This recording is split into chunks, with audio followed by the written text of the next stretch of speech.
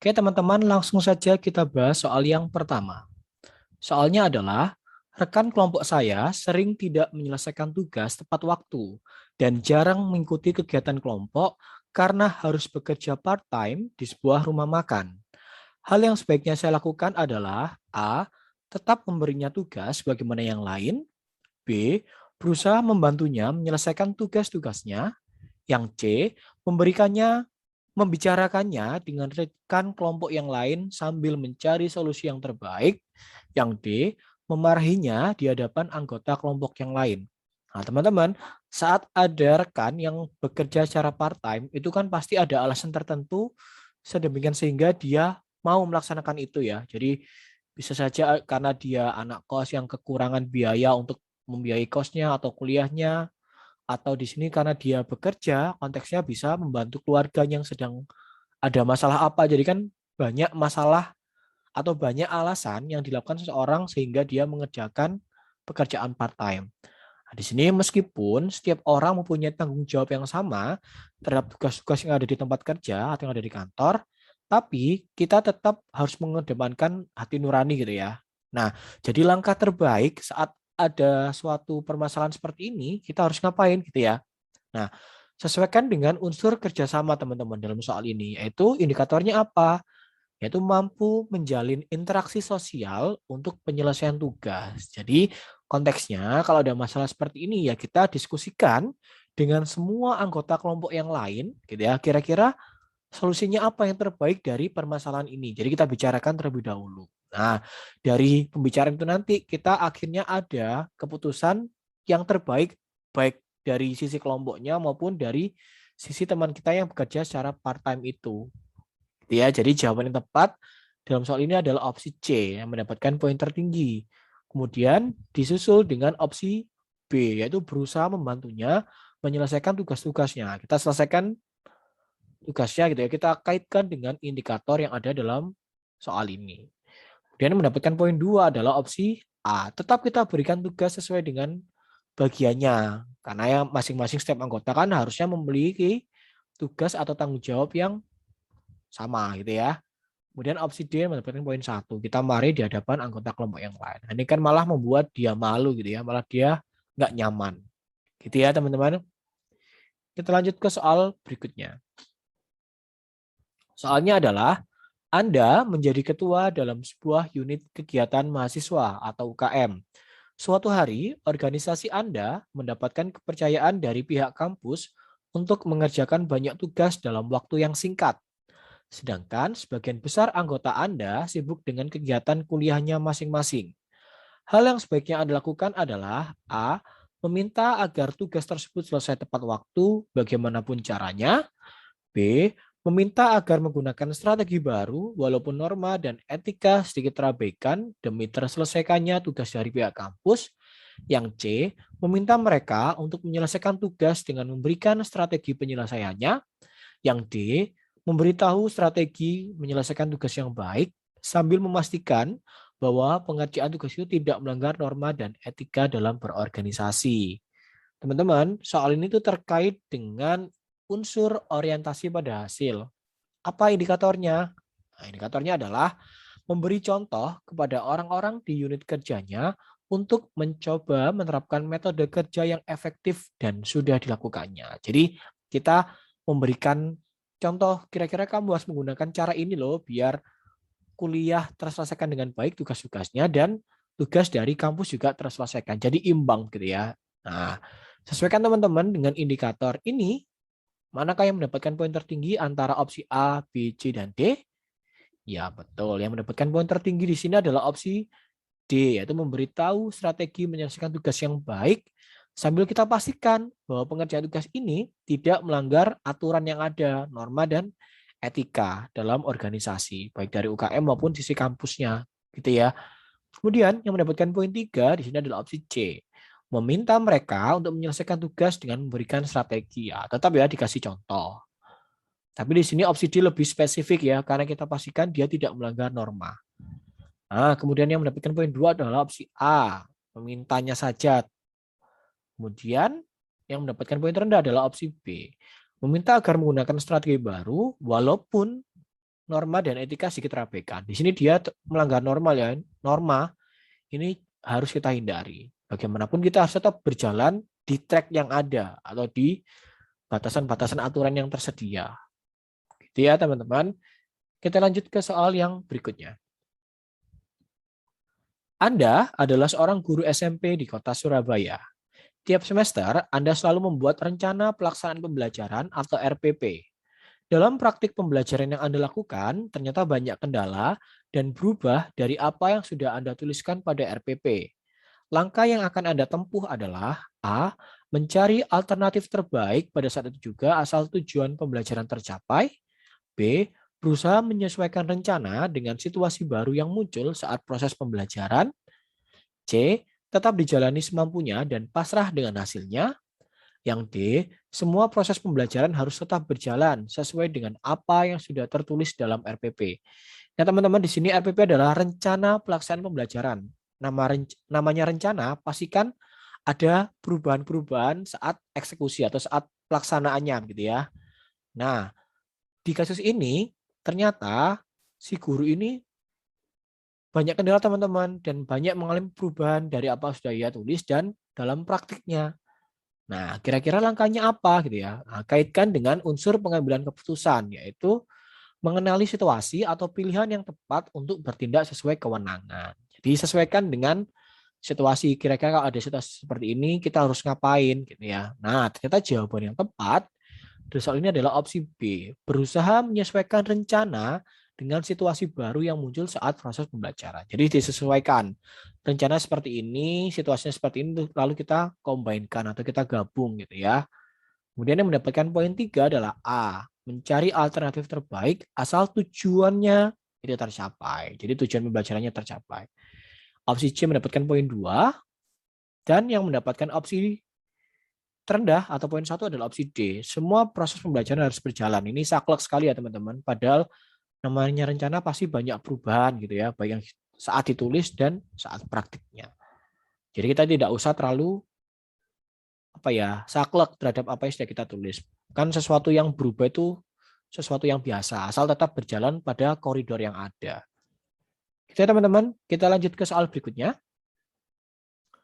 Anda adalah seorang staf di kantor pemasaran perumahan elit yang ada di kota K. Beberapa bulan ini, penjualan rumah mengalami penurunan yang signifikan dan jauh dari target yang telah ditentukan oleh atasan Anda karena adanya PPKM darurat. Hal yang sebaiknya tim Anda lakukan adalah A. Menyebarkan brosur dengan cara menitipkannya pada minimarket dan memasang spanduk di beberapa perempatan jalan. B. Pasrah dengan keadaan yang ada. C. Menggunakan strategi pemasaran secara door-to-door. D. Menawarkan perumahan menggunakan media sosial dengan memberikan harga promo. Ya, teman-teman, kita ketahui sendiri bahwa Indonesia saat ini mulai dari sekitar awal Juli ya menerapkan adanya PPKM darurat karena meningkatnya pasien yang terpapar COVID-19. Nah, jadi akibat adanya PPKM darurat itu teman-teman pasti banyak sektor yang dirugikan. Nah, salah satunya dalam soal ini adalah penjualan perumahan elit yang ada di kota K. Nah, lebih lanjut ya, hasilnya ini ternyata meleset dari target dan jauh sekali itu ya teman-teman. Maka agar target itu terpenuhi, hal yang dilakukan oleh karyawan apa? Nah, ini sesuaikan dengan mengelola perubahan. Jadi kita harus peka dengan adanya perubahan ya, karena perubahan adalah hal yang abadi. Jadi biasa, perubahan itu sesuatu yang biasa. Nah, kita sesuaikan karena ada perubahan, maka kita harus membuat kebijakan-kebijakan yang mendorong perubahan yang berdampak pada pencapaian sasaran prioritas nasional. Di sini agar targetnya tercapai, kita harus ngapain? Nah, jadi kita harus opsi D teman-teman, yaitu menawarkan perumahan menggunakan media sosial. Yang paling penting di sini adalah memberikan harga promo, jadi semacam memberikan diskon agar para customer itu tertarik. Nah, jadi promo yang ditekankan di sini. Kemudian yang mendapatkan poin 3 adalah opsi A, menyebarkan brosur dengan cara menitipkannya pada minimarket dan memasang spanduk di beberapa perempatan jalan. Jadi biar terbaca oleh orang-orang yang melintas di jalanan. Kemudian yang mendapatkan poin 2 adalah opsi C, menggunakan strategi pemasaran secara door to door. Nah, mungkin ada yang bertanya, kenapa kok opsi C lebih rendah gitu ya daripada opsi A? Padahal dari sisi efektivitas mungkin lebih efektif poin C. Teman-teman, saat adanya pandemi ini kan prinsip door to door ini kayaknya sebaiknya dihindari ya, karena kita juga mengurangi mobilitas gitu ya. Jadi lebih baik yang paling efektif sih dengan menggunakan media sosial gitu ya. Yang mendapatkan opsi terendah di sini adalah opsi B, pasrah. Jadi pasrah dengan keadaan ada itu kan seperti tidak ada usaha sama sekali begitu ya. Maka di sini yang mendapatkan poin terendah. Soalnya adalah Anda seorang aparatur sipil negara di suatu kementerian. Suatu hari Anda ditugaskan oleh atasan untuk melaksanakan suatu program kerja yang notabene tidak Anda inginkan. Namun atasan tetap meminta Anda untuk tetap melaksanakannya. Hal yang akan Anda lakukan pada situasi tersebut adalah, apakah A, mengungkapkan ketidaksetujuan saya disertai dengan alasan kepada atasan tersebut, namun program tersebut tetap dilaksanakan karena sudah menjadi kewajiban dan komitmen saya sebagai abdi negara untuk menjalankan program kantor. Yang B, tetap menjalankan program tersebut meskipun ada rasa ragu-ragu, namun tetap dilaksanakan karena perintah atasan harus tetap dijalankan sekalipun bertentangan dengan hati nurani.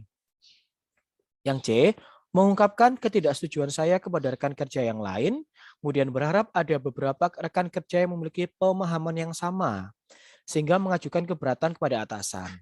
Masukan dari beberapa orang memiliki peluang dipertimbangkan oleh atasan.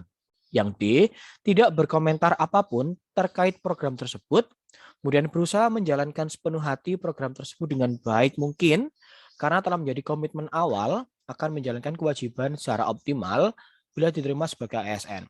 Nah, teman-teman, soal ini tuh terkait dengan unsur kerjasama ya. Dan kira-kira apa sih indikator yang menjadi tolok ukur kita dalam menjawab soal sesuai dengan ilustrasi ini?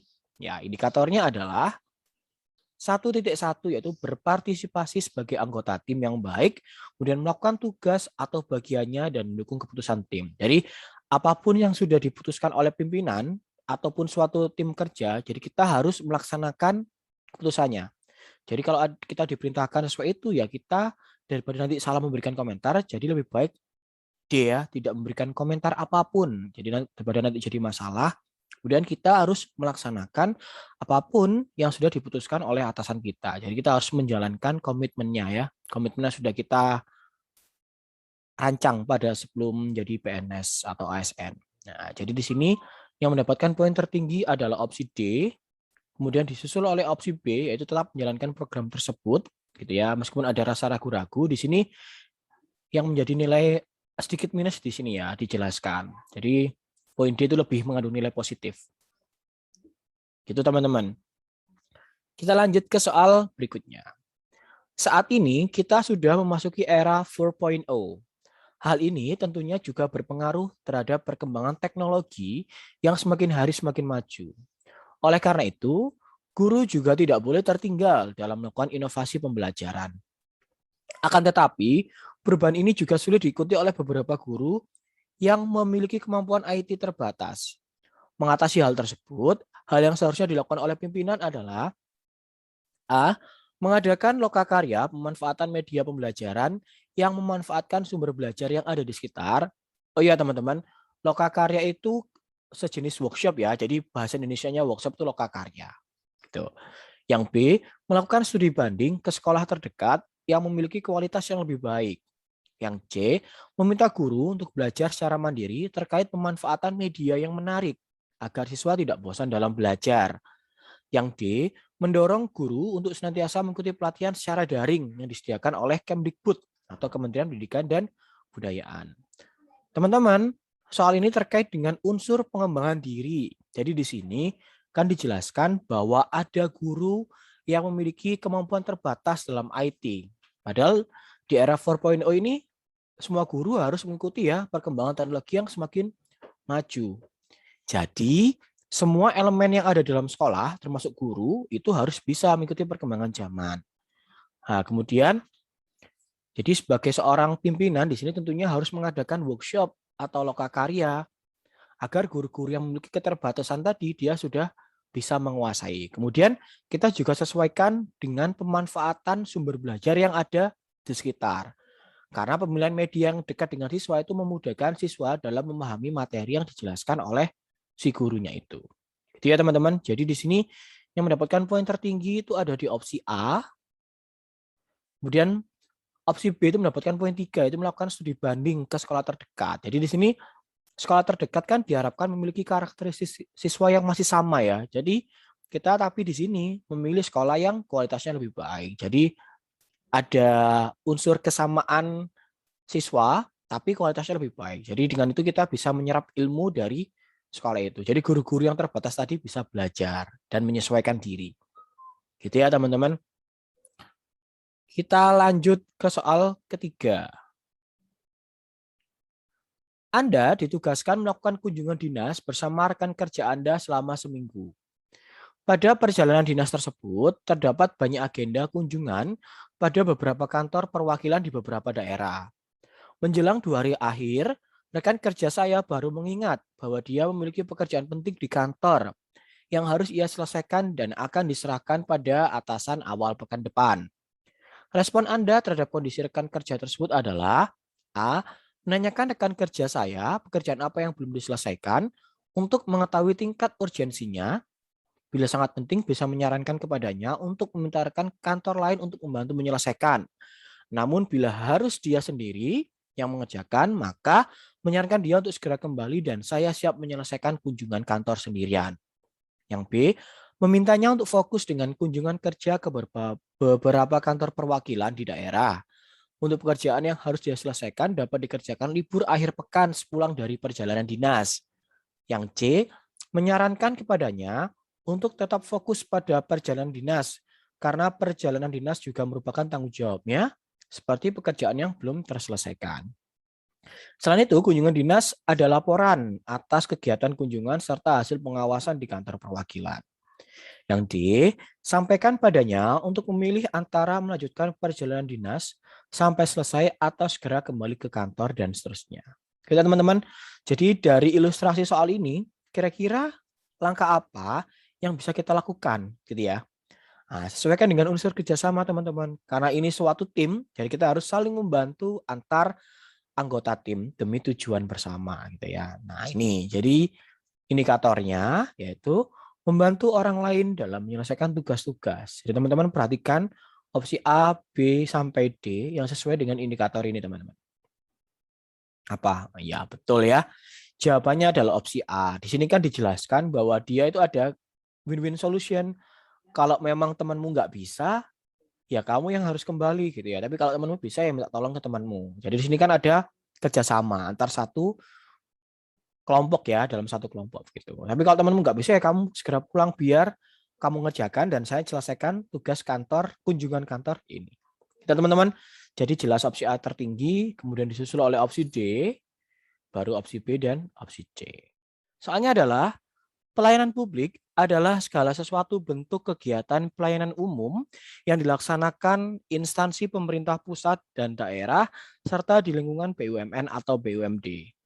Menurut Anda, prinsip pelayanan publik yang baik untuk mewujudkan pelayanan prima bagi masyarakat umum adalah A. Pelayanan publik yang dilaksanakan harus memiliki persyaratan dan membayar dengan harga murah. Yang B. Dalam penyelenggaraan pelayanan publik dibutuhkan peran pemerintah, pihak swasta tanpa membebani masyarakat dalam pengambilan keputusan. Yang C.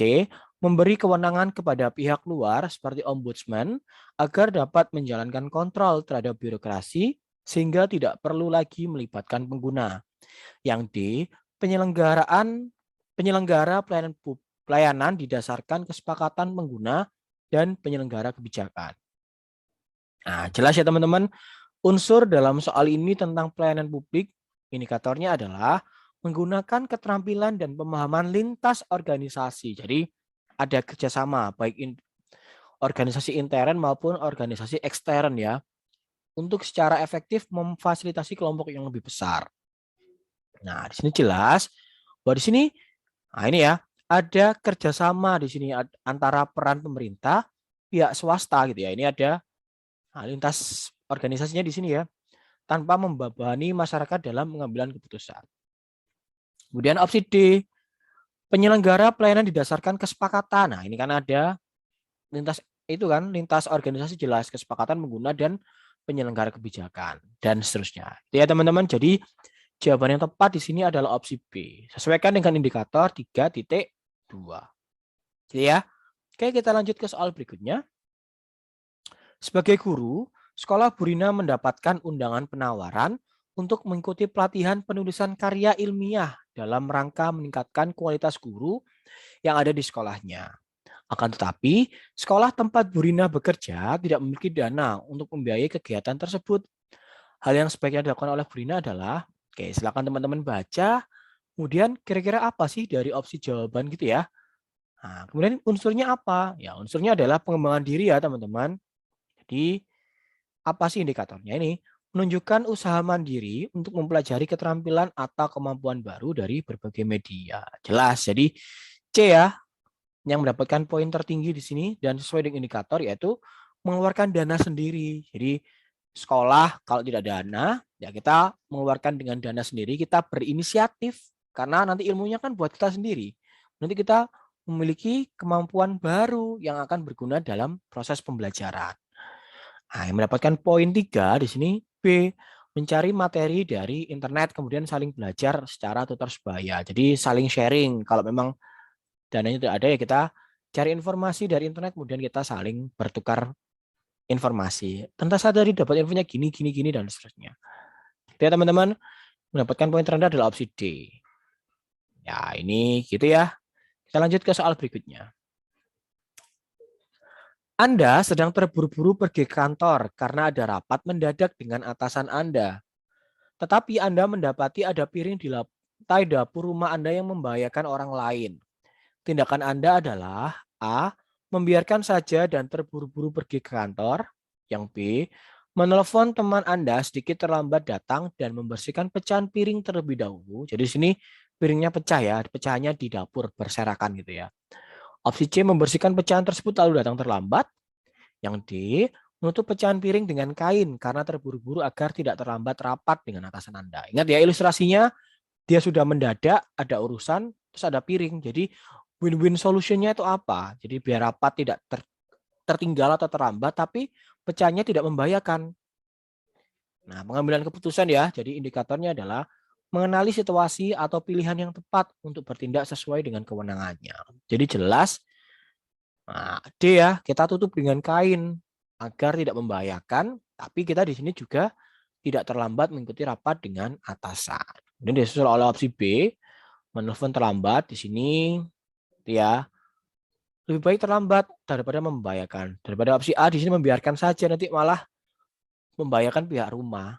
Nah, C ini bersihkan pecahan dulu. Nah, ini kalau dipecah, kenapa kok C paling rendah ya gitu ya?